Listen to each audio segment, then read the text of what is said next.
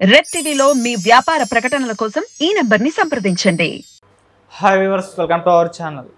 సచివాలయాన్ని తాకట్టు పెట్టారని వైసీపీ ప్రభుత్వం పైన తీవ్ర విమర్శ అయితే రావడం చూస్తున్నాం. ఇందుకు సంబంధించి కోడల నాని ఒక ప్రెస్ మీట్ పెట్టి చెప్పడం చూస్తున్నాం. అసలు తాకట్టు పెట్టద్దని రాజ్యాంగంలో ఏమన్నా రాసుందా, అసలు ఎవరు అడగడానికి అని చెప్పేసి కొన్ని వ్యాఖ్యలు అయితే చేయడం చూస్తున్నాం. సో ఈ అంశం మీద డిస్కస్ చేయడానికి ప్రజెంట్ మనతో పాటు సీనియర్ జర్నలిస్ట్ జయదేవ్ గారు ఉన్నారు. వారితో ఒకసారి డిస్కస్ చేద్దాం.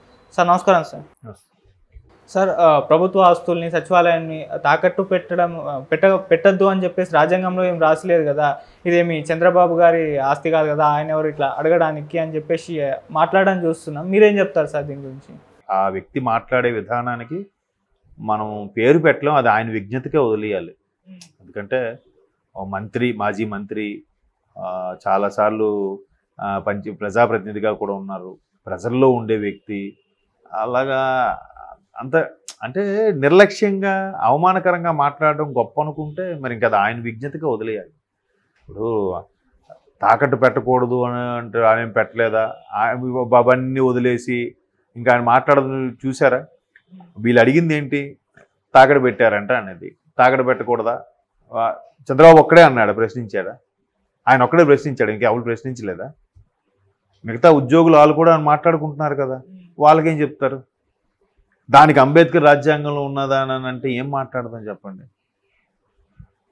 అది డిస్కస్ చేయడం వేస్ట్ అనిపిస్తుంది. ఎందుకంటే ఇప్పుడు పద్ధతిగా అయ్యో మీడియా ఉంది, పోలీసులు చూస్తున్నారు, ప్రజలు చూస్తున్నారు, ఒక భయము, పాపభీతో లేదంటే ఇంకేదో ఉన్నప్పుడు ఒకలా మాట్లాడతారు.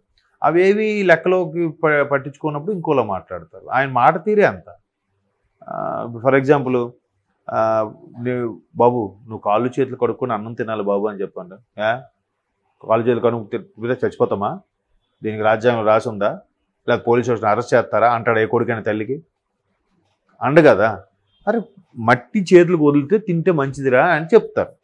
అలాగే సార్ ప్రభుత్వ ఆస్తుల్ని ఆల్రెడీ చాలా, విశాఖపట్నం కలెక్టర్ ఆఫీసు అంటే నేను ఆ ప్రాంతానికి చెందినవాడిని కాబట్టి నాకు కొన్ని తెలిసాయి. అట్లాంటి పెట్టిగా లేనిది సెక్రటేరియట్ పెట్టారంటే ఆశ్చర్యమే ఉంది. మరి ఇప్పుడు మరి చంద్రబాబు కట్టిన సెక్రటేరియట్ కదా, దాని జోలికి వెళ్ళకూడదు కదా, అసహ్యం కదా ఆయన అంటే. మరి అక్కడ పర్వాలేదా? ఆయన కట్టింది, ఆయన ఏం కట్టలేదు, ఆయన ఏం చేయలేదు అని. మరి ఆయన కట్టింది సెక్రటేరియట్ ఎందుకు? ఆయన హయాంలో కట్టిన సెక్రటేరియట్ పని ఎందుకు? ఆయన కట్టలేదులే, ప్రభుత్వమే కట్టింది. ఇక్కడ మళ్ళీ ఈ లాజిక్ మాట్లాడతారు.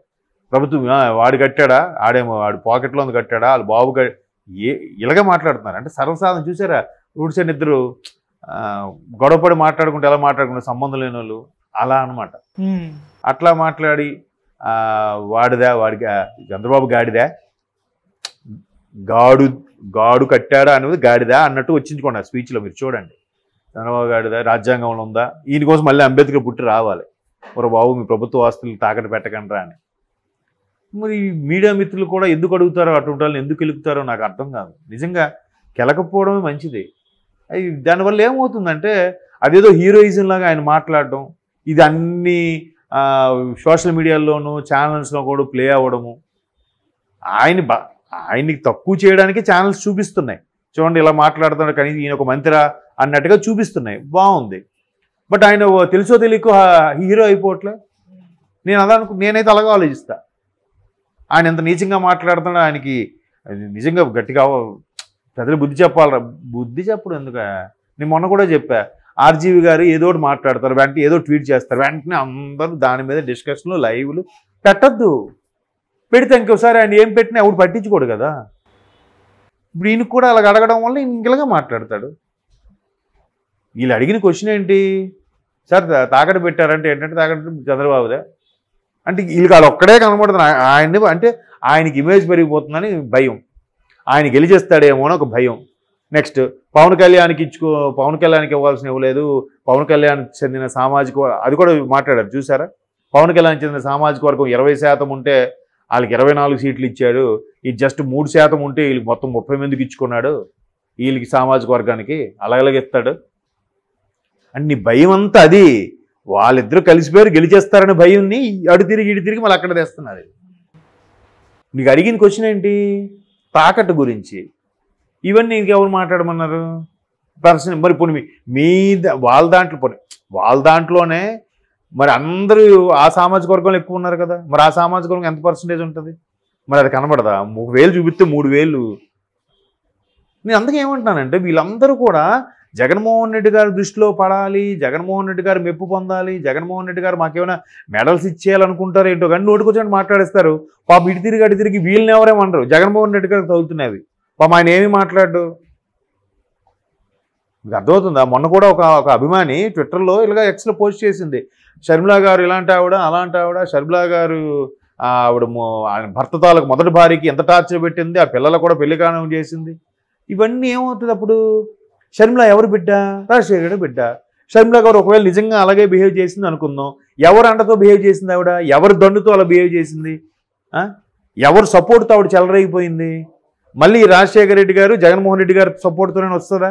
అప్పుడు మళ్ళీ అటు తిరిగి వాళ్ళకే బ్లేమా? వీళ్ళు ఏంటంటే జగన్మోహన్ రెడ్డి గారి దృష్టిలో పడాలని చెప్పి నోటికి ఏదొస్తుంది మాట్లాడి, నోటికి ఏదొస్తుంది పోస్ట్ చేసేస్తే అటు తిరిగి అతనికి ఇబ్బంది అవుతుంది, అతని కుటుంబమే రోడ్డున పడుతుంది. ఆయనైనా చెక్ పెట్టాలి. ఓరు బాబు, మీరు నా దృష్టిలో పడాలనో నా మెప్పుకో మీరు నోటికి వచ్చేట్టు మాట్లాడకండిరా, అటు తిరిగి నా దగ్గరికి వస్తుంది. ఇప్పుడు ఈయన ఒక్క స్టేట్మెంట్ ఇచ్చడం వల్ల ఈయన ఒకవేళ కొడాల నాన్నగారు ఓడిపోయారు అనుకోండి, ఈయనకేం నష్టమా? నష్టం ఎవరికి? జగన్మోహన్ రెడ్డి గారు కదా నష్టం. ఆయన సీఎం ఎలాగవుతాడు? అది ఈయనకి కదా ఉండాలి ఐడియా. మరి ఆయన దృష్టిలో పడాలి కదా అని నోటుకు వచ్చినట్టుగా నచ్చిన స్టేట్మెంట్లు ఇచ్చేస్తే, ఒక ఆయన అంటాడు గుడ్డుదేదో అంటాడు ఆయన, ఒక ఆయన అంటాడు చేపల ఫ్యాక్టరీలు వచ్చాయి అంటాడు ఒక ఆయన, ఒక ఆయన అది అమ్మాయిలు ఏదో ఇష్యూ అని అంటారు ఒక ఆయన, ఒక ఆయన నుంచి రెడ్ హ్యాండ్కి బూత్ బొమ్మలో దొరికిపోయాడు ఒక ఆయన. సో అట్లాగా వీళ్ళు ఎవరెవరు ఏది మాట్లాడినా ఆయనకి మళ్ళీ ఆపాదించబడుతుంది. రాష్ట్రంలో ఏది జరిగినా ఆయన ప్రభుత్వం వైఫల్యం అని అంటున్నారు కదా, సరే అది ఇంపాక్ట్ ఆయనకు అవుతుంది కదా. అది ఒక్కసారి కొద్దిగా ఆయన కానీ ఆయన పేషీలు ఉండేవాళ్ళు కానీ ఆయన టీం కానీ కొద్దిగా దృష్టి పెడితే ఇంకా నష్టం జరిగిపోయింది, ఇంకెక్కువ నష్టం జరగకుండా ఆపొచ్చు కదా అని నా ఉద్దేశం. ఇప్పుడు జర్నలిస్ట్ ఏం అడిగారు? సార్ తాకడ పెట్టారట కదా అని అడిగాడు ఆయన, అంతేనా అడిగాడా? ఇంకేమైనా అడిగాడా? కదా, తాకడ గురించి మాట్లాడు. ఇవన్నీ ఎందుకు? ఇప్పుడు నువ్వేమంటున్నారు, ఇతను ఏమంటున్నారు, వాళ్ళ సామాజిక వర్గానికి 30 సీట్లు ఇచ్చేసుకున్నాడు అన్నారు. మరి మీరేం చేస్తున్నారు? మీకు క్వశ్చన్ వస్తుంది కదా, నీ వైపు 1,000 చూపిస్తూ 3,000 నాకు చూపిస్తున్నాయి కదా, అది ప్రాబ్లం అవుతుంది కదా. అది ఆలోచించకుండా మళ్ళీ ఏదో మాట్లాడేసి ఆయన దగ్గర మెడల్స్ కొట్టేద్దాము, ఇంకా ఆప్షన్ కూడా లేదు. వాళ్ళు ఎలా మాట్లాడుతున్నారంటే వేరే పార్టీకి వెళ్ళడానికి ఆప్షన్ లేదు. ఒకవేళ అటు తిరిగి బెడిసి కొడితే దాని నుంచి వేరే దానికి వచ్చే ఆప్షన్ లేదు. ఏం చేయాలి అలాంటప్పుడు? అందుకు అలాగా ఇంకేం చేయాలి? ఇంకా ఎలాగా సర్లే తెగించేసాం మనం, ఇంకా మనం ఏం మాట్లాడినా ఎవరులే అన్నట్టుగా ఏదో వెళ్ళి మాట్లాడేస్తున్నారు. నాకు అలాగనే అనిపించింది.